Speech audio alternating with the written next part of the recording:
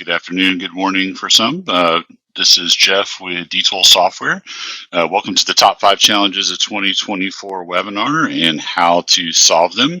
Now, today one of the things we're going to talk about are the top 5 challenges that we predict or that we are seeing will happen in 2024. And we'll talk about some ways to help make improvements and help mitigate some of these issues or challenges. And one of the overall themes too we'll kind of touch on today is what are some ways that some things you can implement that would increase sales for the company, reduce costs, boost efficiency, or all of the above. So a little bit of quick introduction. So my name is Jeff with DTools. I've been with DTools now for over 18, almost 19 years now. I've worked with thousands of integrators over the years, and so today I'm going to share some advice and insights based on what I've seen over the years and what we've seen as a company. So hopefully this will help you whether or not you are a DTools user or not. So a little bit of background on DTools as a company. For anybody that's not familiar with us and our background, we've been doing this now for over 25 years. We've got over 7,000 integration companies that we're working with worldwide. Now, these integration companies that we're working with are really primarily in the low voltage sector. So that's going to be a combination of AV, security, fire, structure cabling, also business automation systems too. So that's really our wheelhouse. And so, our system and our experience is pretty narrowly focused on the low voltage side. Hopefully everybody in the webinar today should be on the low voltage sector, so we should be speaking your language. If not, I'm sorry, it's probably not the best place for you. But yeah, this is what we're going to be talking about today, is how to solve issues or challenges specifically in the low voltage market. Now, as far as like what we do, and I'm not going to spend too much time on like the DTools software side of things right now, but some of the things that we do help with, estimation, doing proposals, we help with drawings, we help with project planning and installation. We also help with the service and also the back end side of things. So like I said, if you want to learn more about the software, I will spend, the latter part of the webinar talking about some of these things, but just to kind of give you a little quick high level background, like I said, this is where we're coming from as a company, as a software provider. And I would say how we help, these are usually the top or common challenges or issues that companies come to us looking for help with.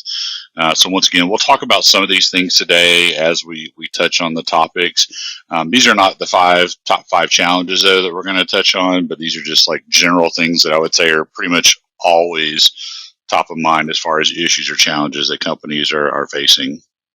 So I want to start off with something a little bit fun. I personally at least enjoy looking at some of the fails out there in the industry. I know we got a mix of people from both the AV and security markets and cabling markets. So I'm just going to throw a few pictures up here just to kind of, if you had a good laugh today, hopefully this will give you some. Obviously, this is a good one. Nice little projector setup with the ruler. So you got some nice little DIY setups. I'm sure everybody's probably run into a job site that looks something like this. Maybe, hopefully not to the extent of this, but a cabling mess nightmare. Totally feel bad for the person who has to use that phone every day. Another thing too, if you're on the security or surveillance side of things, yeah, I'm not sure what brainiac came up with that, but yeah, we got a nice little camera pointing, looks like an exit sign or some type of display, which is real nice there. Yeah, for those that are doing conference rooms, yeah, hopefully this makes you feel better about some of the mount jobs that you guys have done. So I know there's been some pretty questionable ones, but that one's, I'm really surprised by the effort somebody went to do that with wood, because it actually took some time. So yeah, not the prettiest. Some more cameras there, and we gotta like that. And like how the door is probably going to knock that thing out of the outlet, and yeah, not very secure by any means. Actually, this one I took a picture of when I was in a restaurant in Florida. I was like, nice. It's like got cables running everywhere along the ceiling. So they could certainly use some help. Could have used a professional here. Digital signage, folks, like that. Nice little laptop plugged in there. The VGA connection too. And I really like this one too. I'm not sure if the sales guy just oversold them on this, or if we just got a lazy service tech out there who just, whenever camera's not working, just threw another one up there. But pretty interesting setup. Not sure what's going on with this one. And then lastly, nice little rack here to finish it off. So, like all this stuff here, we look at this and it's pretty apparent, that there's problems. There's quality issues. The person probably didn't know what they're doing. They're not professional. And, like I said, every one of us can probably point out a bunch of things with all these pictures that are just horribly wrong. But one thing that a lot of integrators have noticed, a lot of times they have some blind spots about their current process and things that they do within the company. When it comes out to, installing equipment or putting gear, making something look nice in a client space, usually can get that right. Otherwise, you're probably not going to be in business for very long. But there's usually a lot of inefficiencies, and sometimes your process may look like this rack of cables where there's a lot of double entry, triple entry. It can be a bit of a mess. And a lot of times people don't take the time to assess it. Or sometimes, like I said, they're just not even aware of it. It's a blind spot. The company may have grown organically, and it's just the way you've always done it. And so sometimes having somebody from the outside kind of looking in can help and point out some of these things. So that's one of the things we're going to do today. We'll talk about, like I said, a lot of the challenges that we see integrators face. And I don't want to just point out problems. I want to also offer some solutions. And all the solutions we're going to talk about today, like a lot of these solutions are not just, hey, buy D-Tools, because that's not always the answer for everybody. But like I said, there's some process or procedural things that you can do too to make some improvements, whether small or big. So one thing I always like to ask people, what are the most important things for you right now? Are you looking to increase sales? Are you looking to reduce your costs? Maybe, have no problem selling jobs, but some cost overruns or the margins aren't where they need to be? Or are you just trying to boost efficiency? Maybe, just having an issue getting throughput through the company. So this is going to be our first poll that I'd like to ask. I just would be curious for the audience that we've got, because we've got quite a bit of people here in the webinar. And the other part of this too is, I think all of the above should certainly be an answer as well. And all of the above, I mean, every one of these things, all bottom line comes down to profitability. So it makes the company more profitable, allows you to grow, allows you to expand. Everybody's happy. So, and what I'm seeing here, looks like 80% of you are saying all of the above, and 20% saying boost efficiency. So yeah. So yeah, like I said, most people are going to align with all of the above there. But like I said, some of these may be important than others, so they're not all equal. So we're going to touch on, once again, how all of these three things play into some improvements that you can make. Now, as far as the top 5 challenges, now I thought it might be good to give you a little bit of background. So we did this last year towards the end of 2022, did a little bit of polling and kind of seeing what are the top 5 challenges. So for the top 5 challenges of 2023, these were the issues. Now, supply issues was number 1. If you think about a little over a year ago, what your situation environment was at that point, you probably agree supply issues were the biggest thing. It was a bit crazy. We haven't seen anything like that.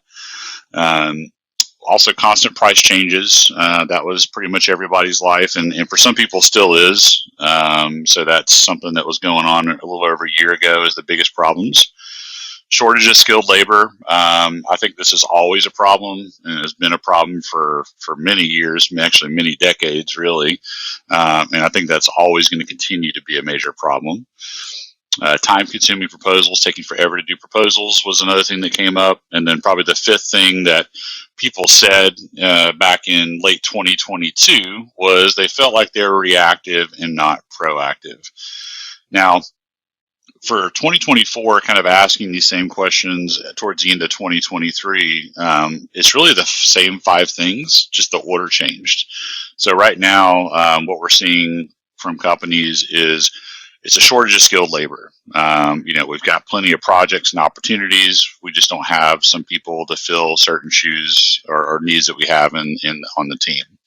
So we're going to talk about that today. Like, what are some things that you can do other than just hiring your way out of those problems? Because that's really not a solution for a lot of us. There's just not enough skilled labor out there.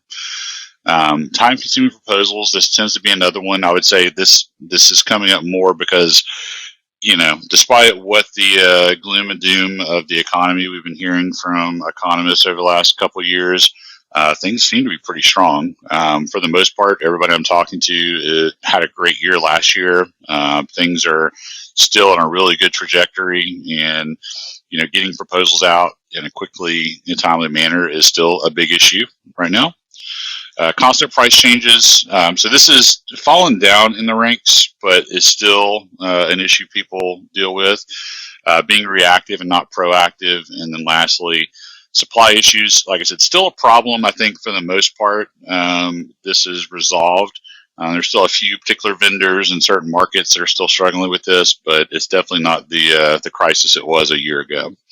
So, like I said, we'll talk about all of these things here today and some of the things that you can do to make improvements. Now, shortage of skilled labor, you're probably wondering, okay, what could a software company or a process improvement do to help with this? Well, you're right. We can't really help with helping you find people. I wish we could. That would be, I know there's businesses out there trying to do that, and it's a struggle. There's just not enough people.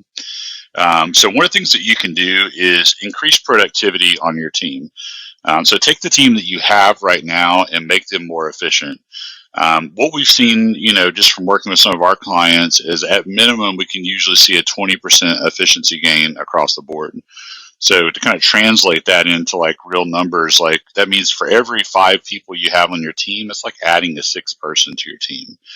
So if you're a 5-person company, you now got an extra person. If you're a 10-person company, you've got 2, 20 people, 4. So you get the idea.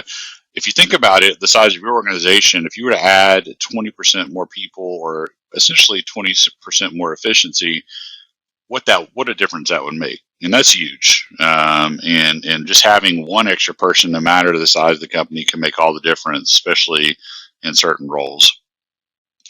So all that ties into the increased sales, reducing costs, and boost efficiency. So that's an all of the above thing there. Another thing you can do too to help with skilled labor is just retaining the people that you do have on your team. And one of the biggest reasons for people leaving is burnout. It's not all, I mean, I know pay comes up a lot for people like leaving for another company, but generally if an employee's happy with the company and the culture and they're not burnt out, they're generally not going to go anywhere or not going to be looking. So one of the things is going to be bottlenecks. And bottlenecks are a fact of life. There's always going to be some level of bottlenecks in the process, but a lot of times we found that those bottlenecks can be alleviated or completely eliminated in some cases. Another thing is just having the proper tools. Having the proper tools in place really does help with morale, especially if you're doing like a lot of copy and pasting and mundane work.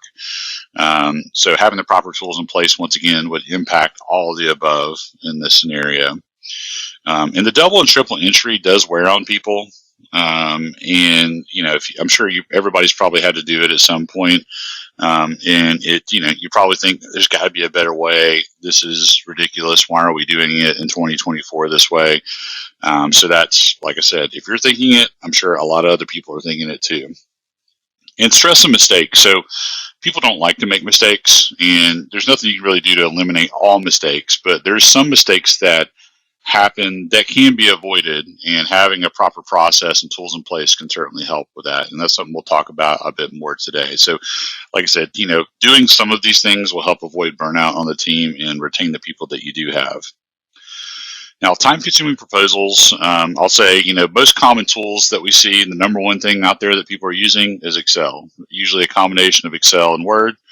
You're estimating your numbers in Excel, usually copy and paste it in some form of Word document. So that's definitely the most common. Now, some of you may have moved up into something beyond Excel and Word and are now using a proposal tool, which is great. That's moving in the right direction. But the problem is, like with a lot of these tools, you're still having to constantly look up pricing manually, which takes a lot of time, and it also leaves room for error as well. And I would say another thing that I hear from a lot of companies is the presentation that they provide to their customer, like from a proposal standpoint, doesn't always match the level of professionalism they think that their company, the quality of the work they do. And so if you've got a basic looking proposals, or if you feel like yours doesn't really stack up well against some of your competitors, that's an option that you've got. So you can certainly, there's some ways to make improvements without having to spend extra time, which we'll talk about today. Now, as far as right tools go, the right tool should have a centralized database. So no matter what you're using, you want to have all your parts, all your pricing, and really everything in one place. So people aren't having to recreate the wheel. If somebody does some work, it's there for everybody to take advantage of. You'd ideally want a reporting engine, which is going to get rid of that whole copy and paste going from one system to another. That eliminates having to look up images, having to copy and paste and move graphics around. Using a reporting engine allows you to set up templates, which speeds it up, and it also gives you consistency. So if you have people on your team that are putting out quotes or proposals that look drastically different from one person to another, this will get rid of that, and that's something you should definitely strive to do. Integrating with drawings. Now, this is something that's not easy to do with most systems. So this is something that I'll say that we've figured out a good way to do. Drawings, even if you've got a big ERP systems, majority of the time drawings are isolated in the process, meaning that, yeah, you may have a place to store your drawings, but if somebody makes a change on a project, does that land everywhere? So if I change something on a drawing, did it update the bill of materials? Or if I went in there and changed the BOM, did it update my drawings? And usually the answer is no. And so a system like DTools, like we provide, can certainly help with that. And we'll talk once again about that specifically. And also having labor integrated, ideally, if you have the right tool, you want to have labor integrated into the estimation process. One of the things that we found is having a labor associated to parts is a great way to start. That way, once again, you add the same parts as the next person, you get the same labor values to begin with, the number of hours. Now, you can always make adjustments to that and apply difficulty factors to it, but you want to try to integrate that labor in so we're not underestimating or not missing it. And that's really, I would say, one of the things I see pretty consistently with most companies is they're underestimating labor. A lot of times people have that gut feeling that they're probably underestimating labor. They just don't know where or why they're doing it, or where they can make improvements. So, a proper tool can certainly help you with that side of things. So once again, kind of tying in all of those, all of the above on those topics there. Now, as far as price changes go, one of the things that you want to try to do is keep a master list of vendors and dates updated. So depending on what you've got, at least at minimum, create a folder, have all your parts or price lists from your vendors in one spot, which probably most of you are doing that today, I would hope. And if the vendor doesn't provide a hard copy version of your price sheet, maybe put together a Word doc for those vendors where you can just click on a link to go right to that portal. This will just make it easier for people when they have to look at pricing. They can do that a little easier if you don't have a system with a centralized database where that's all updated. Now, there are tools out there that do dealer-specific pricing, and DTools is one of those platforms. The nice thing about that is you can go in, you can register your account with the vendors, and then once you're registered, that basically that handshake is set up. That'll have your specific costs in there, and you can also set up automatic price updates. So every night you can go out, look for price changes, sync those down into the system. And also what's nice, if a tool can also double check your bill of materials every time you touch it and tell you when things are out of date or when they're discontinued, that's an added bonus too, because not only can you be assured that the price is correct when you estimate it, but anytime you have to go back and refresh it or touch it, we're also getting that double check in the background as well. Now, the reality is, even with us, we work with over 200 vendors right now to provide direct pricing to dealers. There's still vendors out there that don't provide pricing through our system, and there's probably going to be some that just never will. It's just a fact of life, and you probably know who some of those vendors are. But with that, if you can't get pricing for everybody, at least have a tool for importing price sheets in. So a lot of people can get an Excel version of their price sheet. So the proper tool would be able to scan and match up that stuff and put that in there. And that's something that we can certainly help with. So dealing with price changes, we can't help the price changes, but staying on top of those and not missing those is another big thing that a proper process and tool can do for you. Now, being reactive and not proactive, this is probably the one that's least tangible of the group. This is probably more of just a gut feeling or gut check to know where you're at, if you're more reactive or more proactive. So a couple things that I would say that companies feel like when they're more in the reactive stage, their plans don't go to plan. Now, that's not to say, there's going to be times where your plan doesn't go to plan. So that's completely unavoidable. But if most of the time your plans don't go to plan, you're probably more in a reactive stage. And there's some things that you can do to help, can be done to help with that. Putting out fires, once again, this is just it comes with the job, right? You're going to have to do this, but if you're putting out fires almost to the point where you feel like you need a fireman's helmet, on when you get in the morning, then you're probably in a reactive stage. I kind of feel like this is you might be a redneck joke thing. You also got the unnecessary job site trips. Once again, this is going to happen on occasion, but if it's happening pretty regularly and pretty much with every job, this is eating into your costs. It's delaying things. There's some things you can do to avoid this in most cases. And just unexpected expenses, especially when it comes to change orders. For some companies, change orders are a profit center. I've talked to some companies where, change orders are 60% of their business or 70% of their business, and it's a profit center. So change orders don't have to be.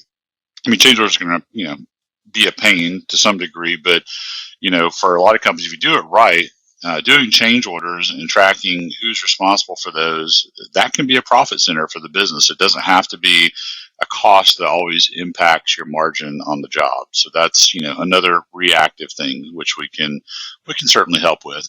Now, being proactive, just a couple things. You've got a solid plan in place.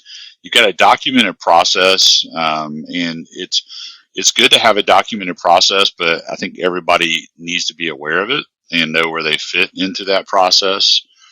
Being organized for every site visit, which we'll touch on, and then also anticipating labor in parts. So basically, on the front end, making sure that we include that in the estimate and it's not a surprise and a scramble once we're out on the job site.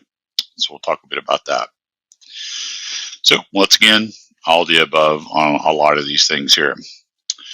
Now, the other part of this is supply issues, and this is definitely something that you kind of feel helpless. We can't help you with that. You can't, really don't have much of a control over that. But there are some things that you can do to make that problem have less of an impact. So one is a feature or a thing called accessories. So finding a tool that will prompt you or remind you of things that you may need on the front end, like, hey, don't forget this mount, or don't forget the power supply doesn't come with this. Having those reminders and prompts along the way, make sure that you charge for it and you put it into the bill of materials earlier in the process, so that way when we do order it, we get it on time and we're not waiting on this and delaying jobs. Having alternates. Now, alternates could be both having a vendor as a backup that may also sell that same part. It could also be just a alternative part that you can put in place there that would be a good swap out or alternative. And so having a system in place that can provide that, once again, certainly something that we can help with, but like I said, there's tools out there that can do that. Streamlining the PO process. So why I say that is just making sure that you order things properly and in a timely fashion, because there is going to be lead times, there is going to be supply issues, and making sure we order them in a timely manner. And also the change order process, tracking when changes do happen and make sure they get put into the PO process is important. So this is also something you can do just to make sure. I mean, all of this is really just getting better prepared so that we do order things the first time and not doing the last minute scramble inside of here. So that's a little bit of, talking about some of the 5 challenges. And so one of the things I'd like to do now is shift gears a little bit and get into, what we offer as a company, D-Tools, to help some of these challenges. Like I said, as I mentioned, as I was going through this, there are other systems out there that do provide solutions to some of these.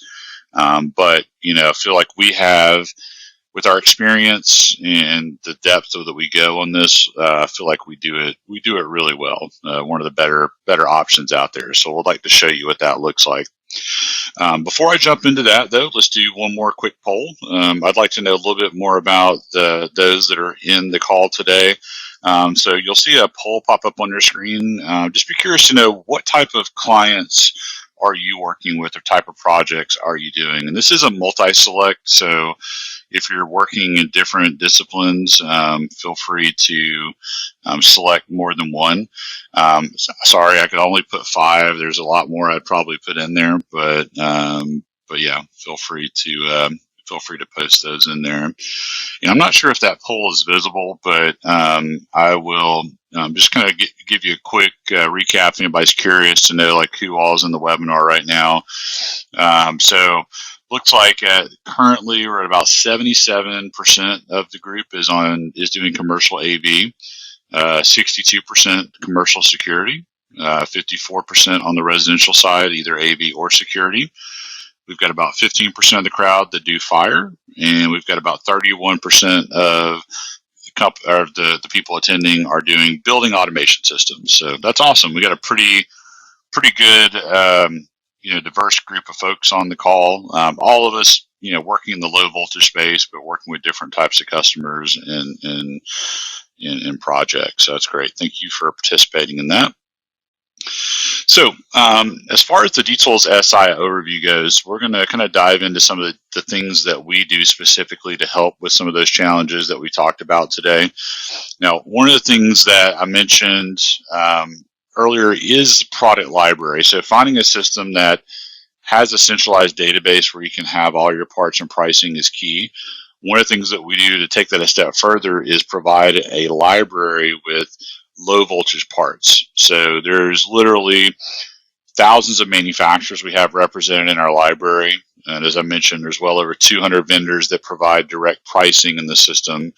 And so not only are you getting things like MSRP from our library, but you're also getting your dealer cost. And that's something that we can update and check on a regular basis. Some other things that we do provide is also industry standard install times. So I mentioned earlier that having labor associated to parts or in your system is important. And that's something that we can provide you, because a lot of times you may not have an idea what some of these items may take to install out of the box. So we do give you a starting point. We get that data from different organizations like NSCA. Feel free to use it, but you can always change it. And of course, on a project by project basis, you can apply things like difficulty factors if you want to.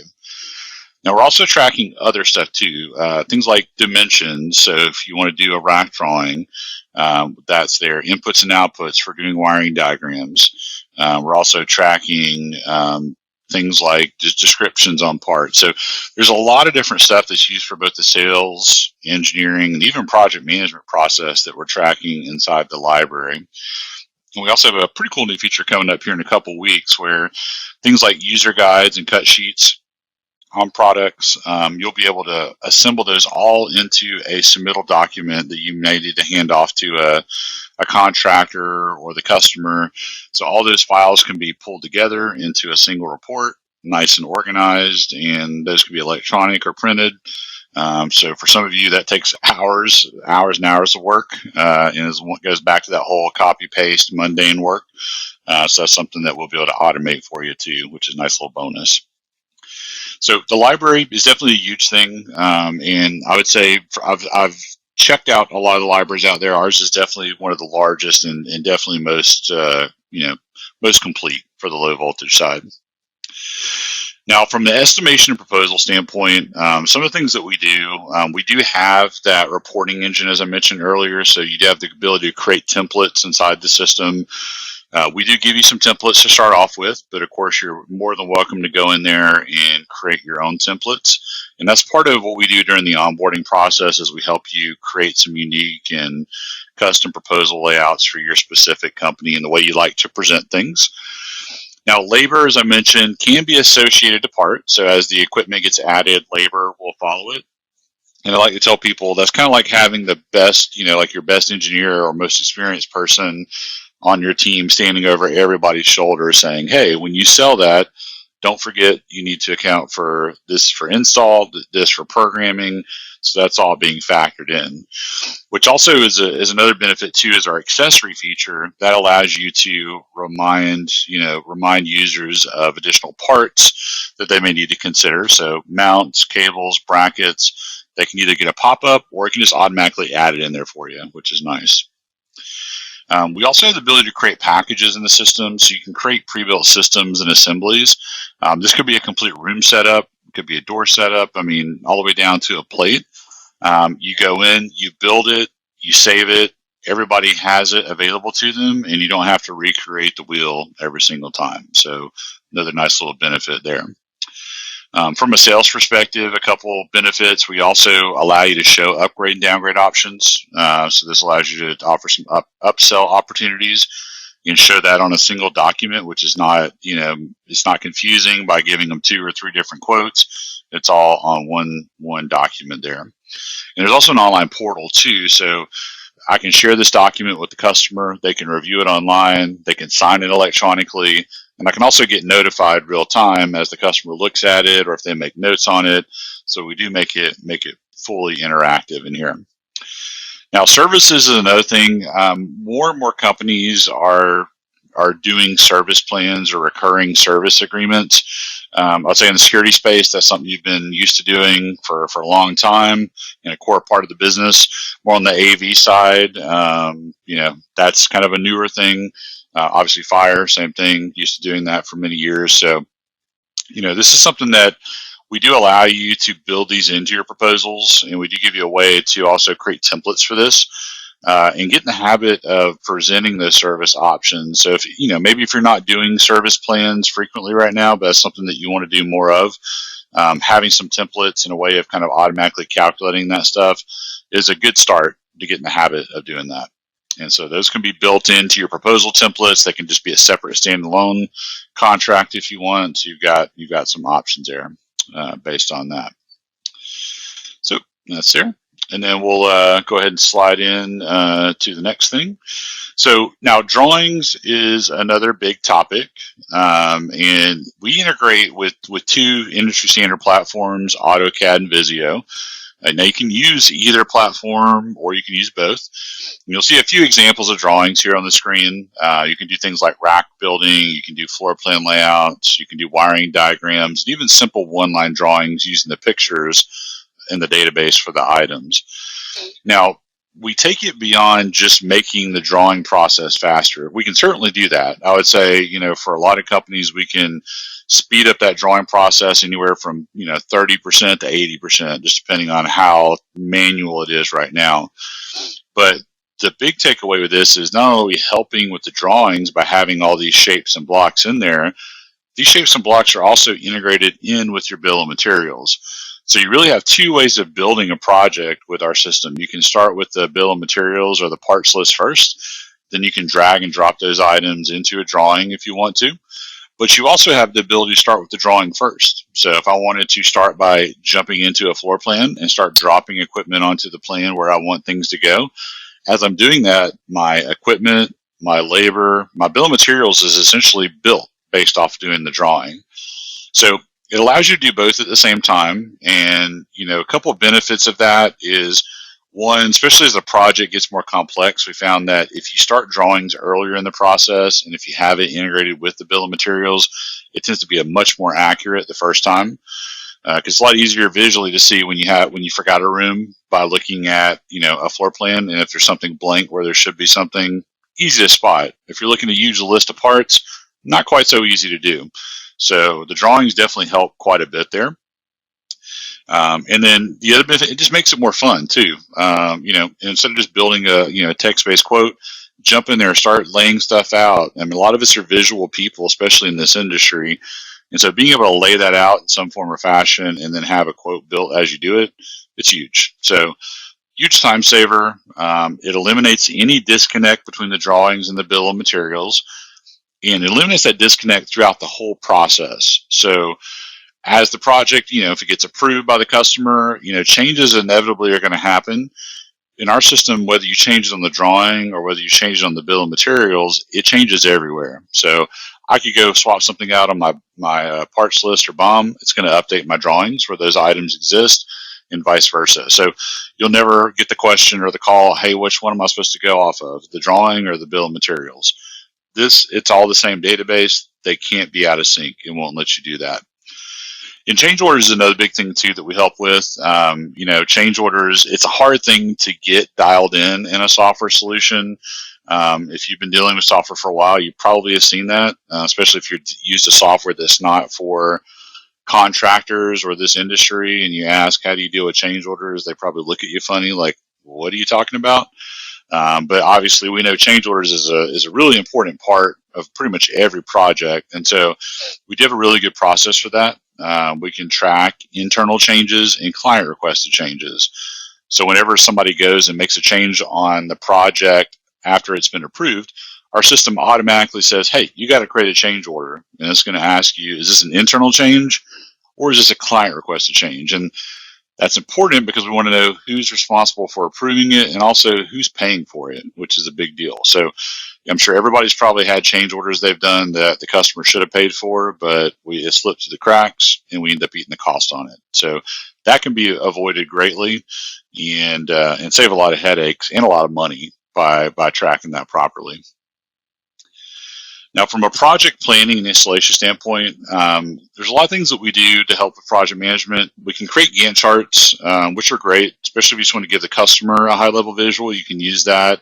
It's also obviously good for internal planning. But our system can create Gantt charts pretty much automatically. Just a few clicks, you can break it down by install phase, by system, by location. We can incorporate checklists into that. So if you've got a standard like checklist you do for commissioning or for any new project, those can be built into it. Another big little benefit too, is a small little feature, but usually has a big impact. It's just automating things like wire labels. Our system automatically creates all your wire numbers. You can, of course, choose how those numbers are created. But we can push those labels to various labeling machines, and that just saves the field team the time of having to manually punch out wire numbers. And also, you don't run the risk of somebody duplicating wire numbers.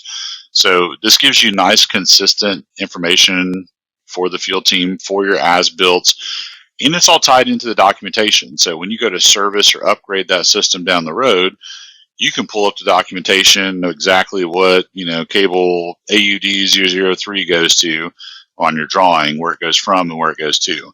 Because our system is going to be tracking those wire numbers, but also every piece of equipment gets a unique ID as well. So it's all tied together. Now, all the stuff that we do here from a project standpoint can also be dispatched out to the field. So we can send that out to technicians. They can pull that up on their phone or tablet. They can track their time. They can add photos. Another big thing lately is serial numbers, IP and MAC addresses, being able to track that on the devices. That's used for service and being able to see if something's under warranty or to do some remote monitoring or troubleshooting, having that all in one spot. So for the field team, they can track their time. They can take pictures I mentioned. They can do mark off items as they complete them. They can document field changes too. So, hey, if we had to use some additional parts or labor while we're out on site, we can document it. It gets put into the change order process, and then project manager can decide, hey, is that an internal or client requested change that we need to deal with? We can grab signatures, and also technicians can view documentation too. I know that seems simple, but a lot of times that's not an easy thing for technicians to find their a drawing or a document for a job. So having it all in one central place that's easy for them to access from a phone or tablet is a big deal. And all that time that's being tracked out in the field is also posting back to job cost reports. So this allows you to see how you're doing on the job and how we, for both equipment and labor, not only how we're doing, but how we did. So we can go back and make adjustments moving forward if we need to. Now, service is another big thing. So we do have the ability to track and manage service requests inside the program. As I mentioned earlier, service plans is something that we already have baked into the platform. So you can create your recurring service contracts in the system, and we can set up reminders, and you can set up routine maintenance and things like that against that if you want to. And then you've also got the service side. So a customer has a break fix scenario. You can set up a service order, dispatch that out to a field tech, and they can manage and track their work. We also can, with this, go in and allow the user to, if you want to set it up on a web form, they can go fill out a form on their site and set up a service ticket that way. So there's a few things that we can do here, but ultimately all this time, all the materials and things that are done out in the field can be tracked, and that can all be sent back into the system here. And then getting into some of the back office stuff, we really do streamline the purchase order process quite a bit. We've come up with a way to bulk create the POs. So you can say, I'm ready to order for this job. Automatically assembles all the purchase orders by vendor and puts them in the right buckets and you can send those vendors out. We also do integrate with a lot of third-party applications. So, a common accounting system like QuickBooks is something we've integrated with for over 20 years. We've got over 20 integrations that have been built to date with other systems, whether some small, some really big, popular ERP systems. So chances are we may have an integration to a platform that you're currently using or need to integrate to. But if we don't, we do have a cloud-based API that is open. So this allows you to create your own integrations, or we can work with a partner to create integrations if needed. And also dashboards is another big thing too. So we love to give you visibility into what's going on across everything that you have inside the system. So we'll have those dashboards and things all set up so you can jump in and see those, and even put those on your home screen so you can see them first and center inside the program.